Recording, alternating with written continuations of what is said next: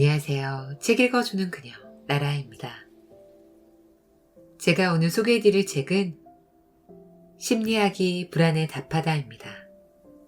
이 책은 2022년 5월에 출간되며 현재 자기계발서 분야 신간이자 베스트셀러인 책이에요. 출판사는 미디어숲, 저자는 황양민, 장린린, 옮긴 이는 권소연님입니다. 이 책은 현대인들이 생활 속에서 만나는 모든 불안의 유형을 각 부분별로 나누어 설명하고 이를 이겨낼 수 있는 심리 처방을 제시해 줍니다. 사회가 발달할수록 더 많아지는 이런저런 선택에 따르는 불안이나 치열한 생존 경쟁 속에서 낙오되지 않기 위해 성장해야 한다는 불안, 불안정한 일자리, 과도한 스트레스, 업무에 따른 불안, 가족과 친구, 직장 동료와의 관계에 따른 불안까지 저자는 친절하고 다양한 방법을 제시하며 마음의 안정과 자신감을 가질 수 있게 도와주고 있습니다. 세상에 불안하지 않은 사람은 아무도 없습니다. 다만 자신이 가진 불안감의 근원을 이해하고 과도한 수준으로 치닫지 않게 조절할 수 있는가, 그리고 자기 성장의 동력으로 이용할 수 있는지에 대해 저자는 전하고 있습니다. 저는 이 책을 보면서 삶에서 피할 수 없는 불안을 적절하게 관리하면 더 나은 삶을 위한 에너지가 될 수 있다는 생각이 들었습니다. 자신의 삶이 불안으로 흔들리고 있다면 전체 내용을 책으로 만나보시길 추천드립니다. 그럼 저와 함께 불안한 당신을 위한 심리 처방전을 만나시러 책 속으로 들어가 보실게요. 불안은 자기 의심에서 온다. 불안과 맞서 싸울 때 마음 깊은 곳에서 이런 목소리를 들어본 적이 있는가? 난 안 돼. 난 부족해. 난 못해. 자기 의심은 불안의 핵심이다. 자기 의심이 마음속에서 일어나면 머릿속에 두려움이 가득 차고 불안의 소용돌이에 빠진다. 손발도 꽁꽁 묶여 결국에는 백기를 들고 항복할 수밖에 없다. 어떻게 해야 자기 의심에서 벗어나고 불안을 떨쳐낼 수 있을까? 프롬대학교에서 강의할 때 학생들에게 종이를 꺼내 자신이 평소에 가장 자주 하는 말을 적고 어떤 관계가 있는지 생각해보라는 과제를 낸 적이 있었다. 그날 수업이 끝난 후 A 학생이 내게 메일을 보내왔다. 평소에 자주 하는 말을 써보라고 하셨을 때 가장 먼저 떠오른 말은 난 안 되었습니다. 제 잠재의식은 부인하고 싶었지만 사실이었죠. 인턴십 할 때 담당자가 제게 새 업무를 주면 안 돼요. 한 번도 해본 적이 없는 일이에요. 라고 말했습니다. 친구들이 새로운 것을 해보자고 할 때도 너희들끼리 해. 난 잘 못해. 라고 말했습니다. 가족들이 제게 사회생활 좀 하라고 권하면 나도 그러고 싶지만 나를 좋아하는 사람이 없을 것 같아. 라고 말했습니다. A 학생은 부족한 점이 전혀 없는 젊은이였지만 난 안 돼라는 단 한마디로 자기 의심과 자기 부정에 빠져버렸다. 우리는 왜 자기 의심에 빠질까? 어떻게 해야 자신을 믿을 수 있을까? 그 문제를 생각하던 중에 개인적으로 좋아하는 명언이 떠올랐다. 심리학자 게이 핸들릭스의 말이다. 우리가 자신을 믿는 과정은 깃털에 보드라운 어루만짐일 수도 있고 망치의 묵직한 타격일 수도 있다. 어느 쪽이 되느냐는 전적으로 당신의 마음가짐에 달려있다. 그의 이 시적인 표현은 무엇을 의미할까? 완고하고 폐쇄적이며 자신을 믿지 않는다면 그건 자신에게 망치를 휘둘러 자신을 부수는 것과 같다. 반대로 호기심이 많고 개방적이며 자신감이 넘친다는 것은 마치 깃털로 어루만지듯 따뜻하고도 사랑스럽게 자신을 대하는 것이다. 자기 의심이 생기는 이유. 살아가면서 난 못해, 난 안 돼라고만 생각한다면 자신을 객관적이고 긍정적으로 평가하기 어렵다. 누가 나를 칭찬해도 그저 인사치레나 비웃음이라고 여기며 자신에게 한계를 설정해 수많은 가능성과 훌륭한 경험의 기회를 놓치고 만다. 이는 망치로 자신을 때리는 것과 다름없다. 왜 그럴까? 그 배후에는 문화, 성격, 개인의 성장 배경 등 여러 원인이 존재한다. 문화적 요인을 짚어보자. 겸손을 중시하는 동양 문화에서는 개인의 성장을 유도할 때 억압이나 비난 등의 방법으로 불안 심리를 유발해서 독려하는 경우가 많다. 타인 앞에서 자녀를 칭찬하기는커녕 결점을 늦추며 다른 집 아이와 비교하는 것처럼 말이다. 외재적인 평가 방식은 내재적인 평가 방식에 영향을 준다. 이렇게 부정적으로 독려받는 시간이 길어지면 아이는 자신이 훌륭하지 못하다고 생각한다. 이와 달리 서양은 격려와 칭찬에 더 적극적이다. 나는 초등학교 6학년 때 미국으로 건너갔는데 숙제를 제대로 할 수 없었다. 하지만 선생님은 엉망진창인 내 숙제에 베리 굿이라는 평가를 주었다. 사실 베리굿은 잘하지 못했을 때 받은 평가이고 정말 잘했다면 엑셀런트나 브릴런, 입섹셔널 등의 표현을 쓴다는 것을 나중에야 알았다. 하지만 선생님께 칭찬을 받아 신이 난 나는 낯선 타지에서 느낄 법한 두려움과 자괴감을 겪지 않을 수 있었다. 살면서 불행히도 망치의 타격을 자주 받는다면 가면 증후군에 걸릴 확률이 높아진다. 1978년 미국 심리학자 폴린 로즈 클랜스와 수잔 임스는 이뤄낸 성취, 처한 상황, 타인의 인정과 관심을 소유할 자격이 없다라고 여기는 현상을 가면 증후군이라고 정의했다. 이 증상이 있는 사람은 자기 의심에 빠질 수 있다. 그들은 다른 사람에게 칭찬을 받아도 자신은 사실 그렇게 뛰어나지 않으며 칭찬한 사람이 자신에게 속고 있을 뿐이라고 여긴다. 그들은 자신이 충분한 능력이 있어서가 아니라 타인의 도움, 믿을 수 없을 정도로 좋았던 행운 등 외부 환경 덕분에 성공했다고 생각한다. 하지만 자신이 똑똑하지 않고 능력이 없다는 생각은 거짓된 감정이다. 자신은 그렇게 부족한 사람이 아니다. 어떻게 해야 거짓된 감정을 떨쳐내고 자기 의심에서 벗어나 자신을 빛낼까? 다음에 소개할 2가지 방법, 5초의 법칙과 미래의 나 상상하기를 시도해보자. 방법 1. 5초의 법칙. 5초의 법칙은 미국 베스트셀러 작가 멜 로빈스가 제안했다. 그녀는 자신의 경험을 바탕으로 의심과 두려움을 느끼거나 스트레스를 받을 때 또는 해야 할 일을 미루고 싶을 때 1부터 5까지의 숫자를 거꾸로 세면 즉각 행동할 수 있다고 소개했다. 멜 로빈스는 사람들이 대부분 생각만 하며 시간을 흘려보낸다고 여겼다. 어떤 일을 긴 시간을 들여 생각만 한다면 결국 그 일을 끝내지 못할 가능성은 커진다.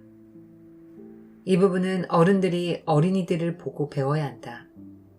일전에 아이들과 함께하는 행사에 간 적이 있었는데 진행자가 질문하면 모든 아이가 대답하고 싶어 안달이 난 것처럼 바로 팔을 쭉쭉 뻗어 손을 들었다. 한 번은 아이들이 답을 알 리 없는 문제를 냈는데 한 아이가 손을 번쩍 들었다. 이 문제의 답을 모를 텐데 왜 손을 들었지? 그 아이가 천진난만하게 대답했다. 선생님이 답을 알잖아요. 그래서 일단 손을 들었어요. 만약 제가 지명되면 선생님이 바로 답을 알려주실 거잖아요. 그 아이의 대답에 나는 웃음이 절로 나왔다. 사실 생각이 많아지면 정말 충동이 억제되긴 한다. 그래서 홈쇼핑 등 온라인 플랫폼에서는 시간과 물량을 제한하는 행사를 실시해 고객의 충동 쇼핑을 유도하기도 한다. 그들에게 생각할 시간을 너무 많이 주면 변심할 수 있기 때문이다. 멜 로빈스는 테드 강연에서 5초의 법칙을 장려했다. 친구가 되고 싶은 사람을 봤다면 바로 다가가서 인사하세요. 어떤 방식으로 말을 걸지, 상대가 거절하면 어떻게 할지 따위는 생각할 필요 없습니다. 지금 바로 행동하세요. 그게 맞습니다. 온라인에서 처음으로 1만여 명을 대상으로 라이브 방송을 진행한 적이 있었다. 나는 이 방송을 앞두고 걱정이 앞섰다. 할 말이 떠오르지 않거나 참여자가 꼬리를 물고 질문을 해대는데 대답하지 못할까봐 두려워서 도망치고 싶은 심정이었다.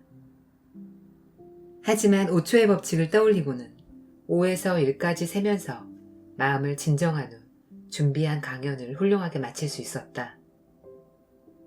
5초의 법칙은 목표에 집중하도록 도와준다.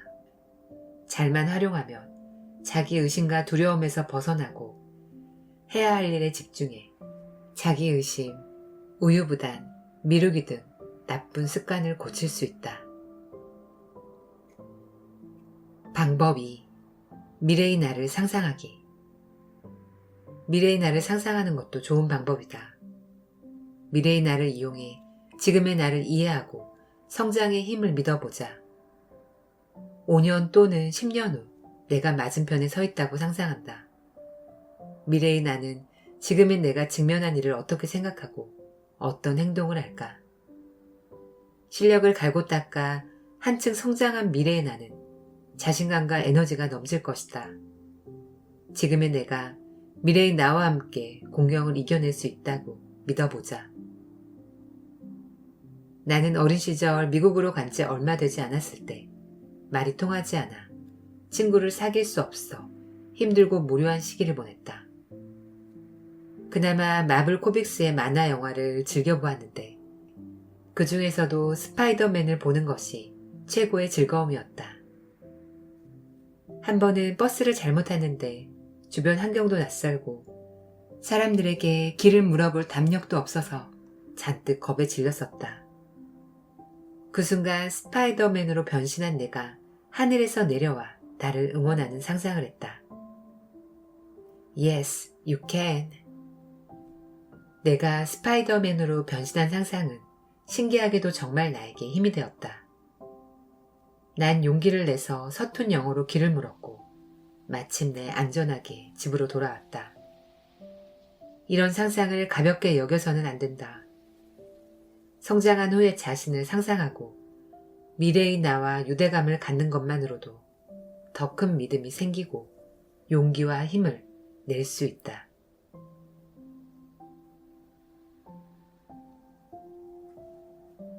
나만의 시간과 속도로 산다. 평소 이런 말을 들어본 적 있는가? 젊었을 때 어서 조건 좋은 사람 만나야지. 나이 들수록 찾기 어려워. 이제 그만 고르고 적당한 사람 만나. 30살 넘었으면 이제 결혼도 하고 재산도 모아야지. 너무 일만 하지 마. 이제 아이 낳을 생각도 해야 할 나이야. 1살이라도 젊을 때 낳아야 내가 좀 돌봐주지. 나이도 많으면서 그런 고민은 왜 하는 거야? 지금 일이나 잘하면 되지. 창업이 그렇게 쉬운 줄 알아? 손해라도 보면 어쩔 거야. 이 같은 재촉과 권유의 말에 공통으로 들어간 단어를 발견했는가? 바로 나이다. 나이에 유통기한이라도 있어 정해진 기한을 지나면 안 되는 것처럼 말한다. 30세가 넘으면 노총각 또는 노처녀가 되어 배우자를 찾기 어렵다. 35세를 넘기면 아이를 낳기 힘들어진다.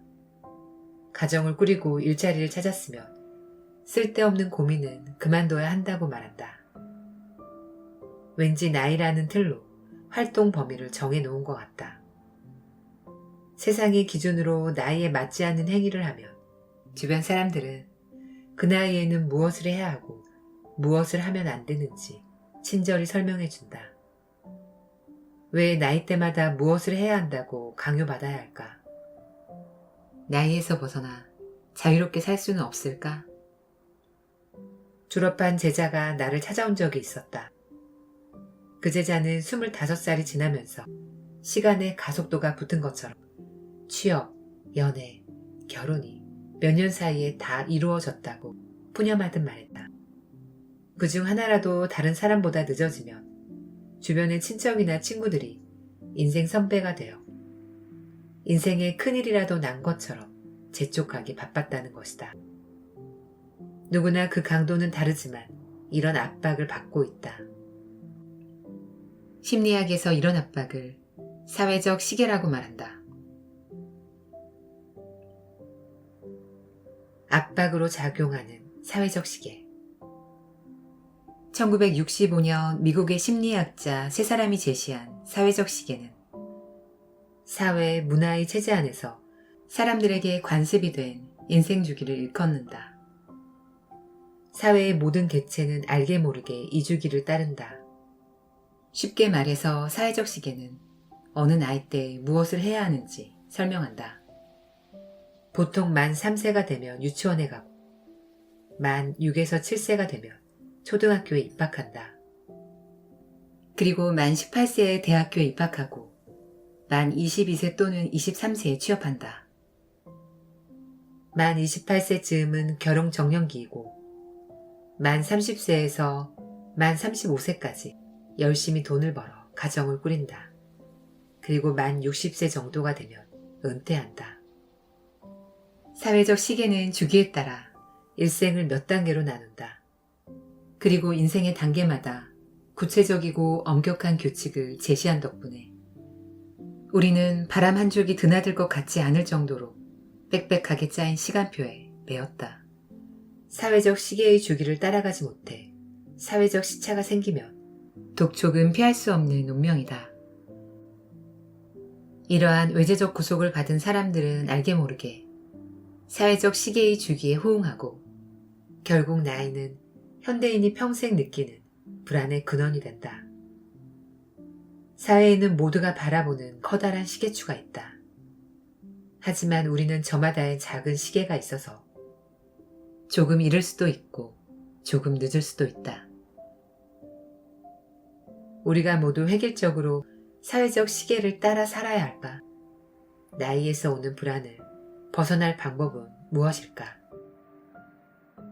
방법 1. 내가 세운 인생의 시간대에서 살기. 내가 정의한 나의 시간대에서 사는 것이다.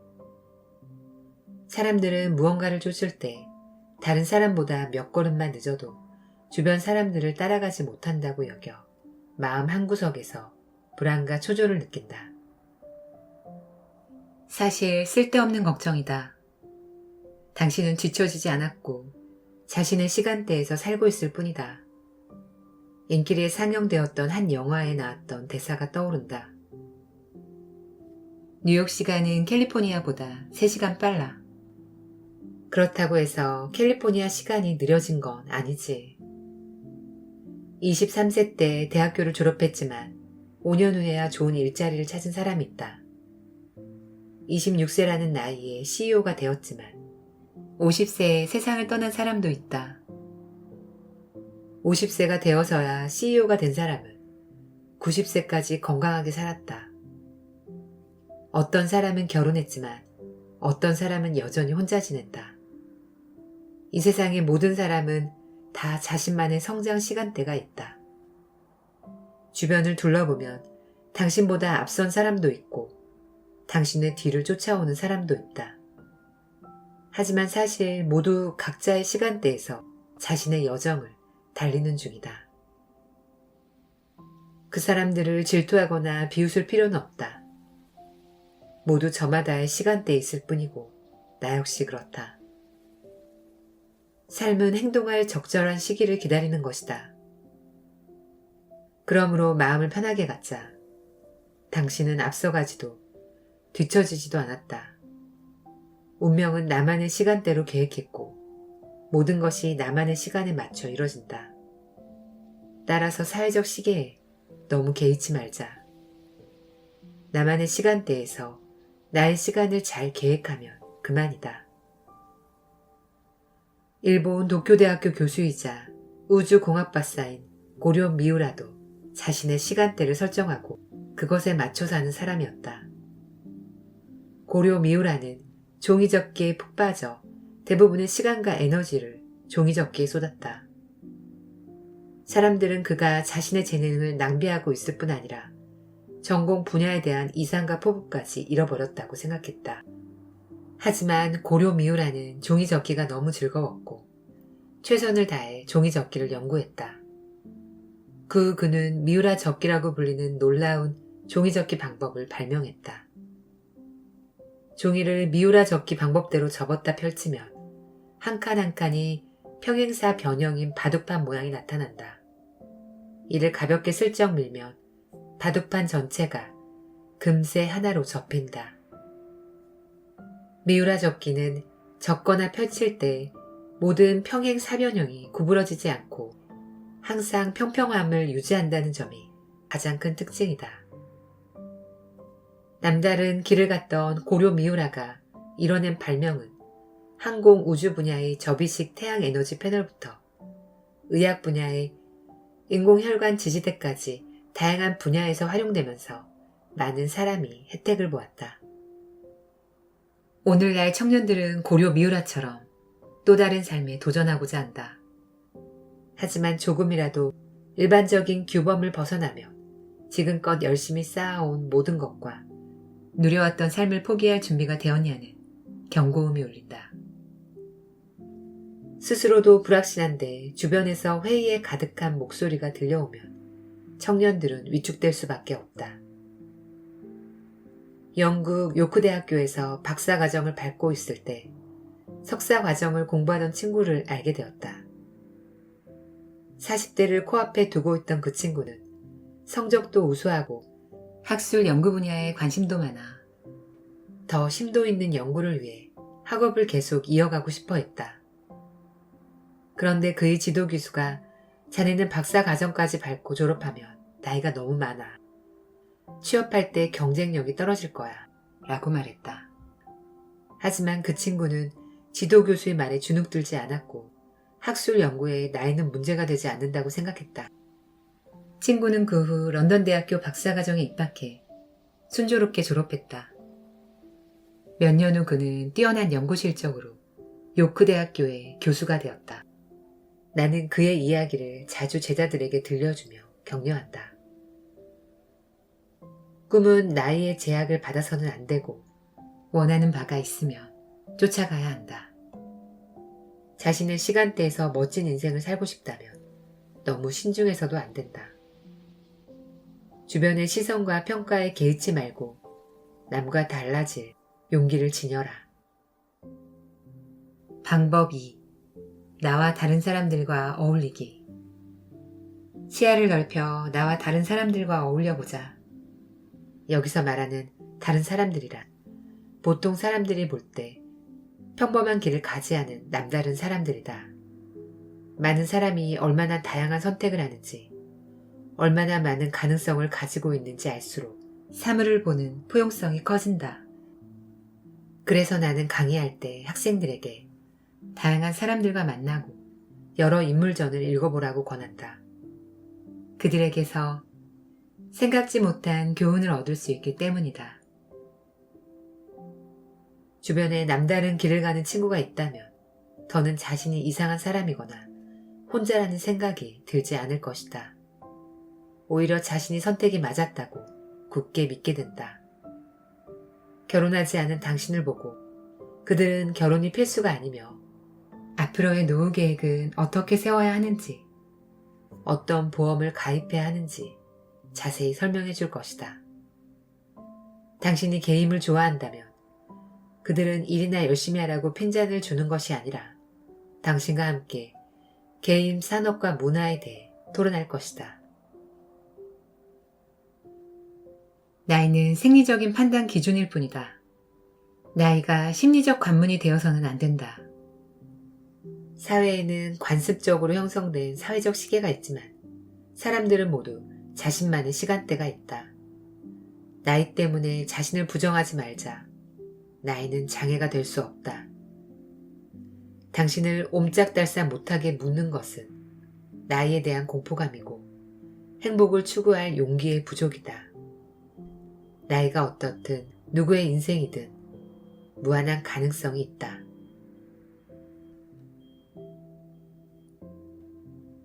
지금까지 책 읽어주는 그녀, 라라였습니다. 오늘도 끝까지 들어주셔서 감사드려요. 계절이 완연한 봄이에요.